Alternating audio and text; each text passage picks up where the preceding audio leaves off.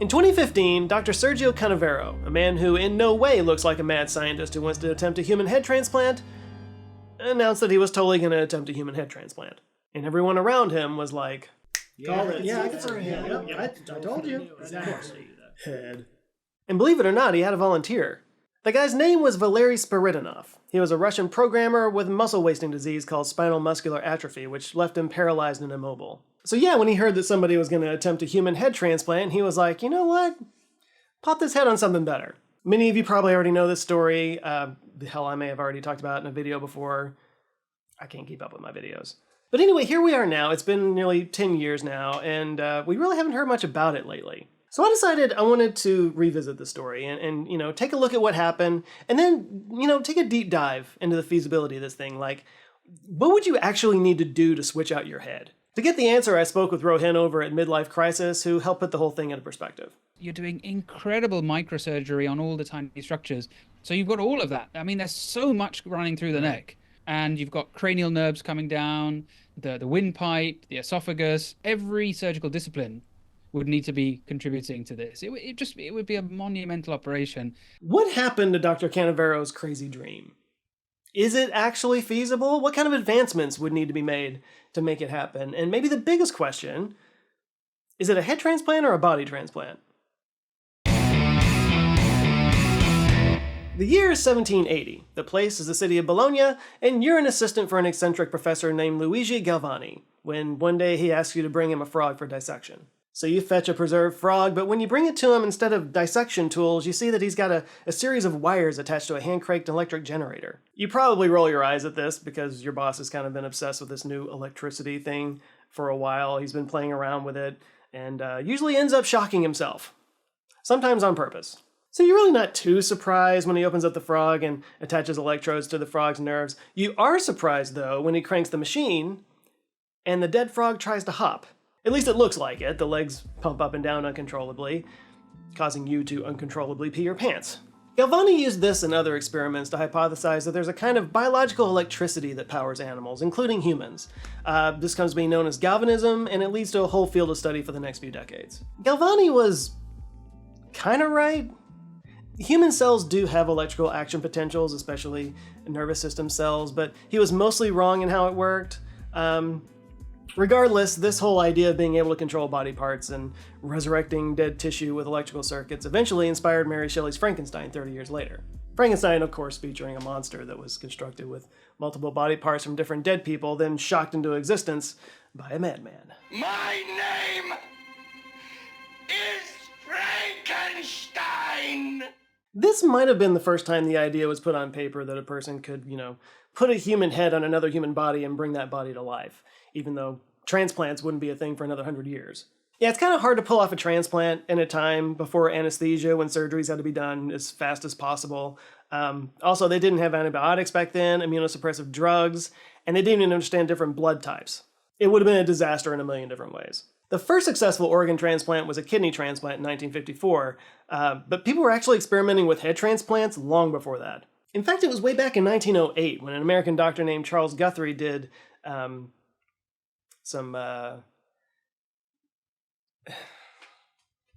Okay, so look, I did a video a while back about animals in space that nobody seemed to like because it involved a lot of animals dying, including dogs. Anyway, if you're one of those people and you're a little bit squeamish about that kind of thing, you might want to skip forward a little bit because I'm about to talk about some dog experiments. Basically, Charles Guthrie sewed the head of one dog onto another dog and made a two-headed dog. Horrible as that may be, and it is horrible, it was also a breakthrough of sorts because he was able to prove that you could keep a head alive by connecting it to a source of blood.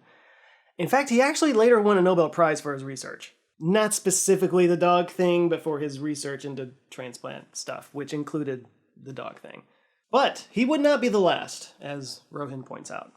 So the people you're referring to is Vladimir Demikov in the Soviet Union, who was another brilliant pioneering surgeon, but did these, he made these two-headed dogs, some of which lived for, a fair amount of time, sort of maybe, I don't want to get it wrong, but maybe a couple of weeks or something like that, and was the inspiration for the MTV 2 logo, by the way. Just a little bit of trivia there. And then Robert White in the 60s and 70s was the guy who again was a bit of a Sergio Canavero character, said he was getting close and he did a lot of work on monkeys and baboons. We'll hear more from Rohin here in a minute, but I just wanted to pause for a second and thank him for his time. If you don't follow Rohin, he's got a channel called Medlife Crisis on YouTube. It's also over on Nebula. It's great. It's got medical advice with a healthy dose of humor. It's kind of like what I do, but he's an actual doctor. So yeah, go check him out. But yeah, a little extra context of what he was saying about Vladimir Demikov and his two-headed dog thing. He actually did that experiment over 20 times. He created 20 two-headed dogs.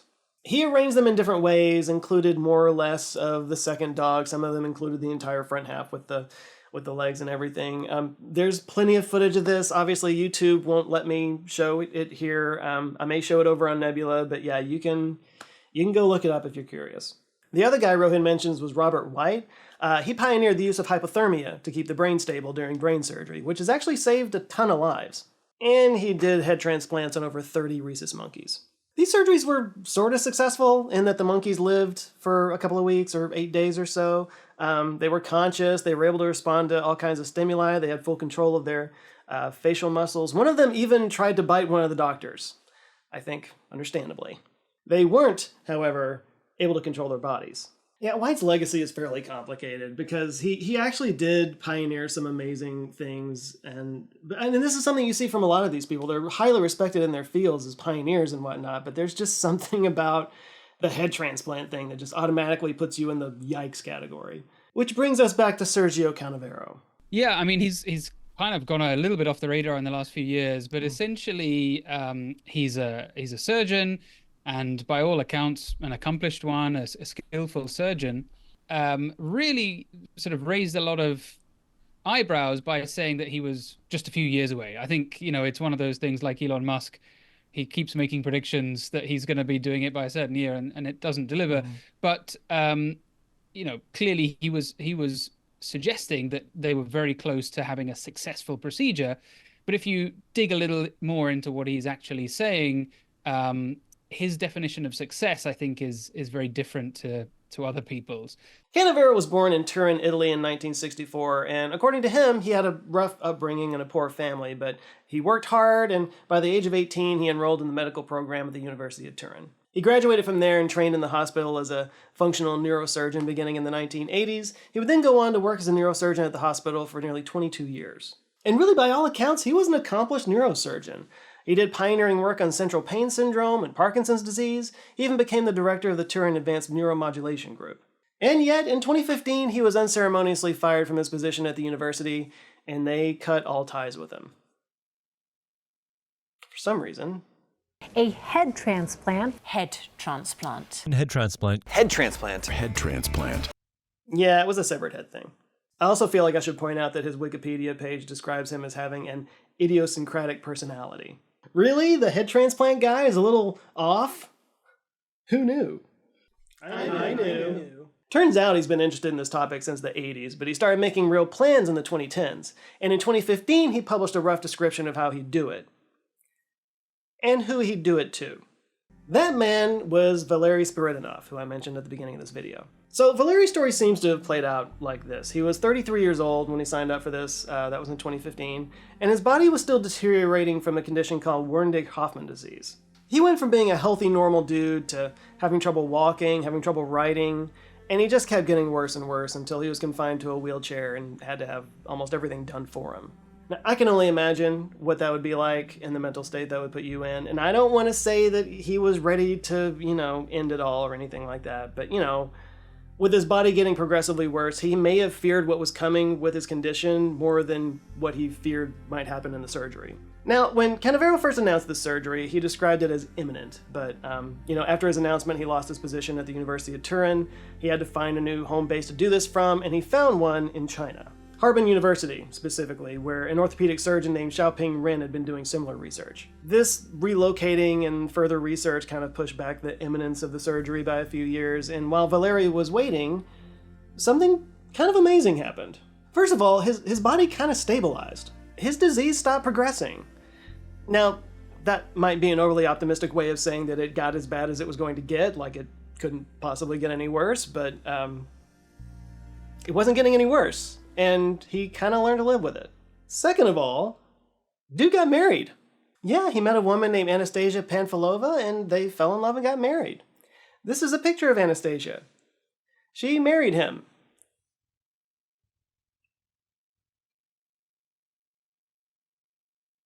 Oh, and she's also got a master's in chemical engineering, so she's also super smart and accomplished, and yes, they are married. Yeah, he dropped out of the surgery. So my choices are I could spend the rest of my life with a hot Russian chemical engineer, or I could have my head cut off by Dr. Nosferatu over here. Yeah, I don't know. Cake or death? No, all kidding aside, they are happily married, they have a kid together, they now live in Florida, and he runs his own software company. He is living his best life, and yeah, in 2019 he dropped out of the surgery. Though he does still support the mission. So the head transplant dream is dead, right? No. Does this look like a guy who gives up on things? Wren and Canavero's research continued throughout the 2010s, and they produced some amazing results. Kinda. For one thing, they claim to have successfully done a head transplant on a rat. It was kind of more like the dog experiments, though, where they just kind of sewed one rat's head onto another rat's body. And yeah, it only lived for 36 hours. But Canavero claimed it as a success because he said that the goal was to minimize the amount of blood loss. Yeah, I'm finding that success is a very malleable term when talking about head transplants. Even more impressive, in 2017, they actually did perform a human head transplant on cadavers. And it was successful. Obviously, neither of the participants survived the surgery because they were dead before it started, but by successful, they mean they were able to fully perform the head transplant protocol that Canavero had outlined in his 2015 paper. That protocol, by the way, is called the Heaven Protocol. Probably not the best thing to name something that's likely gonna kill you. But it stands for Head Anastomosis Venture. Yeah, the sciencey term for a head transplant is cephalosomatic anastomosis. So you know that now. And this protocol that they successfully performed on cadavers and will imminently perform on living people works like this. The donor and the recipient are brought into the operating room together, and both are intubated, tracheotomized, ventilated, and stabilized, and wired for monitoring of vital signs, ECG, EEG, oxygen saturation, body temperature, and whatnot. By the way, in the paper, the donor refers to the body and the recipient is the head, so technically this is a body transplant and not a head transplant. Once both are anesthetized, the recipient's head is subjected to profound hypothermia through cooling helmets as well as a heat exchanger applied to the femoral carotid artery. The goal is to cool the brain to around 10 degrees Celsius. The donor's body is also cooled, but only the spinal column, by pumping cold solutions into the subdural and epidural spaces. Hypothermia, of course, slows down the metabolic process and reduces damage to cells and tissues. Next is the whole removing the head part. Two surgical teams work on the body simultaneously, meticulously severing the nerves, arteries, and muscles and labeling them for reconnection later. They start with the anterior, or front of the neck, including the trachea and the esophagus, and then move the bodies into a prone position to do the back of the neck, or the posterior. This is where the spinal column is transected, exposing the spinal cord. So the cutting and reattaching the spinal cord has its own protocol that they call Gemini. I couldn't find what that stands for, but it involves an as-of-yet uninvented ultra-sharp microsurgical instrument called a geminotome. This is sci-fi technology number 1. Once the spinal cord is cut, the head is placed on the donor body as quickly as possible and the spinal cord is glued together using sci-fi technology number 2, a polyethylene glycol glue infused with chitosan nanofibers. This would supposedly have the ability to immediately reconstitute cell membranes that were damaged during the severing process. The head is then connected to the donor body's circulation, the spinal column is stabilized with a screw and rod system, and the trachea and esophagus are stitched back together, and finally, the muscles and nerves are painstakingly reconnected before the neck is sewn up. Obviously, there's a ton that I left out of that description. This is supposed to take like 36 hours and require a staff of 130 doctors. It's a massive undertaking. But when it comes down to it, like 90% of this surgery is stuff that we can totally do. You know, we can reconnect nerves and muscles, we can stitch together tracheas, we can even transect vertebrae. The thing we've never quite pulled off is the whole spinal cord thing. Hence the couple of science fiction technologies that don't exist yet. Or do they? In the interview with Valery that I shared earlier from Good Morning Britain, they showed this footage of a monkey that, according to Canavero and his team, had its spinal cord severed, and they were able to fully repair it, giving it the ability to walk again. Now, I tried to verify this clip, because if they were actually able to do this, that would be huge. Like, huge. if true. Sorry, Cleo.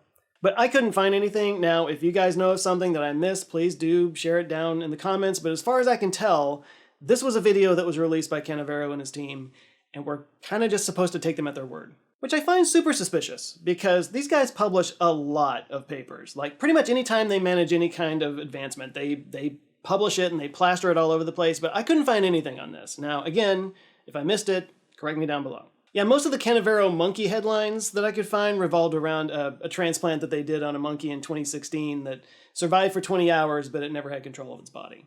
Successful. So, okay, if I'm going to be fair to Canavero and all the other head cases, there's really two problems to overcome here. The first is just making sure that the head can be sustained by reconnecting it to a different body's blood supply. The second is giving that head control over the body by reconnecting the spinal cord. And they focused on the first problem first, which makes sense. Of course, that's, I don't know, kind of a solved problem. I mean, Demikov was doing this on dogs back in the 50s. The second problem, reconnecting the spinal cord, that's where the sci-fi technologies come in. And while I couldn't find proof of that walking monkey experiment, I did find papers that they did on experiments where they claimed to have done this with rats. Canavero's solution to this, the stitching together of the spinal cord, traditionally has been to reconnect it using polyethylene glycol, which Rohin explains the problem with this. Polyethylene glycol actually is mostly used as a laxative. That's its most common use. I had a colonoscopy. I'm very familiar with that, yeah. Right, yeah. So it's not like some super high-tech liquid, right? It's basically just gloopy glue. And that is Canavero's technique, is just to now what he's basing that on is there is some experimental research suggesting that it may encourage neuronal development, so it may have a role in nerve repair. Absolutely. But to just say, you're going to whack it on and stick the spinal cord, which is, orders of magnitude more complex than a nerve in the hand. It's this magical thinking. Yeah. Now, there has been a twist in recent years, and I found out about this after talking to Rowan, or I would have brought it up there, but there's a new type of PEG that they used on those rat experiments that I talked about that might actually hold some promise. It was invented by a guy named William Sikkema. He's a Rice PhD candidate in biomedical nanotechnology. He created a polyethylene glycol substrate containing carbon nanofiber ribbons that he called Texas PEG, because Rice University is in Houston. In a talk for Ideacity, William showed how these rats had their spinal cords severed and how the ones that were treated with the graphene nanoribbons made almost a full recovery. And according to William, the way this works is that the nanoribbons provide a kind of a lattice work that the damaged neurons can use to cross the divide and reconnect and heal together. Apparently, when nerves get severed, they reach out in thin spikes that make it hard for them to connect. Plus, the graphene is electrically conductive, so that allows signals to bridge the gap while it's healing. So look, head transplant stuff aside, if this Texas PEG stuff could really repair spinal cord injuries, this would be a massive game changer and something to get really excited about. Luckily, William's been continuing his research at Rice University, and he's under the mentorship of James Tour, who has been accused of publishing fraudulent papers and hyping breakthroughs that don't exist and vocally doesn't believe in evolution.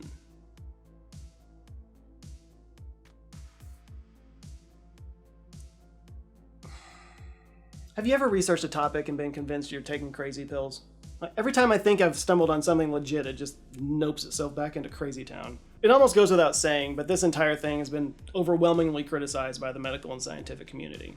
Bioethicist Paul Root Wolpe from Emory University said that it, quote, walks a fine line between medical care and murder should the attempt fail. Jan Schnupp, professor of neuroscience at City University of Hong Kong, said, quote, I would really like the general public to be reassured that neither I nor any of my colleagues think that beheading people for extremely long-shot experiments is acceptable. It is not. The president of the American Association for Neurological Surgeons said in 2015, quote, I would not wish this on anyone. I would not allow anyone to do it to me, as there are a lot of things worse than death. And bioethicist Arthur Kaplan of New York University said, quote, they haven't done enough animal studies to persuade anyone that they actually know what they're doing. It's sort of a long, endless publicity tour. And I could go on, but that last one is really something I've seen a lot, repeated a lot in this whole thing, that it's not science, it's a big publicity campaign, because ultimately he's trying to raise millions of dollars to perform this surgery. He apparently even reached out to Mark Zuckerberg, trying to get him to send him money. But the scientific community has roundly condemned this thing. He lost his position at Turin University, and while he was given an honorary position at Harbin University in China, apparently they gave him the boot too a couple years back. He's gone fairly quiet since then. He claims to have a long list of volunteers since Valery dropped out, and that he's continuing his research in an undisclosed location. It's probably an underground lair. If anybody's got an underground lair in an island somewhere, it's this guy. In 2022, he published a paper claiming that he's figured out a way to do just a brain transplant. So, yeah, if you can't get something done, just claim you can do something even wilder. Seriously, crazy pills. But Rohin had a pretty good idea of how he would do this surgery, so I'll give him the last word. I think for this to work properly, you would need to be able to support essentially like a brain in a jar. I think we would need to get to that level of sophistication, and then maybe transplant the entire brain and spinal cord. And then you get round the problem of trying to repair the spinal cord, and then you just have to attach all the peripheral nerves, which would be, again, enormous. But I wonder if, a kind of Mortal Kombat finishing move, you take the whole spinal cord out and Finish it. And then plonk that in. So will head transplants ever actually be a thing? I mean, on a long enough timeline, pretty much anything's possible, but the big hurdle has to be solving the spinal cord injury thing, which if that could be solved, it would be huge for so many people around the world. Maybe the carbon nanoribbon thing could get us there, and that would be amazing, but given how sketch everything else has been in this story, I have my reservations. Sketchy, but also just hype. A lot of hype. There's a lot of hype to sort through. My take is until they can solve that problem and can reliably do this in animals, it's just way overstepping right now. It's just doing it to say you did it. Successfully. For now, though, it seems like the hype train has left the station. That was the reason why I wanted to do this video, because I hadn't heard anything about it in a long time. Maybe it kind of ran its course. Maybe Canavero ran out of options and decided to wait on it. Maybe focus on the nanoribbon thing. Because, I mean, hey, if he was actually able to figure out a way to reconnect a spinal cord, I mean, that would be history-making enough. So, to that, I say, Godspeed. I'm going to get some lunch. Thankfully, unlike so many two-headed Russian dogs, I have only one mouth to feed, which is the perfect portion size for today's sponsor, Factor. I can sum up why I like Factor in 3 words. I'm lazy. I'm so lazy I didn't even come up with a third word. Not only is there literally no prep time whatsoever, you literally just poke some holes in it and put it in the microwave for 2 minutes, but there's no cleanup time either. You just toss the container in the recycling, and maybe something will get made out of it. There's also no time spent going to the store, no hunting for recipes. The food just arrives at your front door once a week, or however often you want it, pre-packaged, never frozen, and ready to eat whenever it's convenient for you. And because it's never frozen, the food is fresh. It doesn't have that weird frozen texture that you get with frozen foods. It just tastes like food that was made at a restaurant quality kitchen, because that's kind of where it came from. Factor chefs work along with dietitians to make sure that the food isn't just ridiculously good, which it is, but it's also healthy. And they have all kinds of different options, like from vegetarian, calorie smart, pescatarian, whatever it is you're into. They also have gourmet options if your palate is more refined than the average rabble. Now, Factor's been amazing for me, and something that I never hear people talk about is like decision fatigue, like cutting down on the number of decisions that you have to make every day. Because I don't have to spend time searching through apps on my phone or going out somewhere deciding what to do. I literally just go into the fridge and I grab a Factor, and it's always good and it's always satisfying, and it's just one less thing to worry about. It's actually like a mental health thing. Now, I eat Factor almost every day, and I recommend it to people all the time, like friends and family and stuff like that. And I don't even give them my code or anything, because I'm a terrible businessman. But I will give you my code because you could benefit from it. So when you go to factor75.com, enter JoeScott50 when you check out, you'll get 50% off your first box and 20% off your next month of boxes. It's already less expensive than ordering from a food delivery app, and now you get even more with your money. So one more time, that's factor75.com, enter JoeScott50 at checkout. You'll get 50% off your first box, 20% off your next month of boxes. Check it out. I think you'll like it.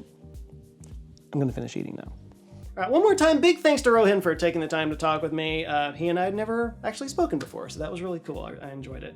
If this is your first time here, maybe check out this video if you've never seen one of my videos before, or if you look down on the little sidebar, if you're on your website, there's plenty of videos down there with my name on them. Give it a look, and if you enjoy it, I invite you to subscribe. I come back with videos every Monday. But that's it for today. You guys share your thoughts down below. Would you not have a head transplant? Do you think it's ever going to happen? Do you think Canavero's a guy that's going to do it? Chime in down below. But in the meantime, go out there, have an eye-opening rest of the week. Stay safe, and I'll see you here next time. Love you guys. Take care.